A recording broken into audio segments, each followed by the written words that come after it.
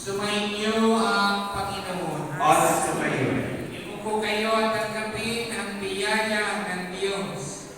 Ingatan kayo ng Diyos sa anumang masama. Pagalingin kayo sa anumang karamdaman. Ipagkaloob sa inyo ang biyaya ng kagalingan. At ilayo kayo sa anumang takot, pangamba at agaw-agaw. Naway matagpuan ninyo ang nais ninyong masumpungan. At ipagkaloob sa inyo ang lahat ng biyayang nais ninyong makamtan upang patuloy kayong makapaglingkod sa inyong pamilya at sa nangangailangan. Aliwin kayo ng Diyos sa sandali ng inyong pangungulila sa inyong mahal sa buhay. At pagkalubang kayo ng lakas, pag-asa, at ibayong kaligayahang inyong maasahan upang anuman ang inyong ganapin sa salita gawa, mangyaring na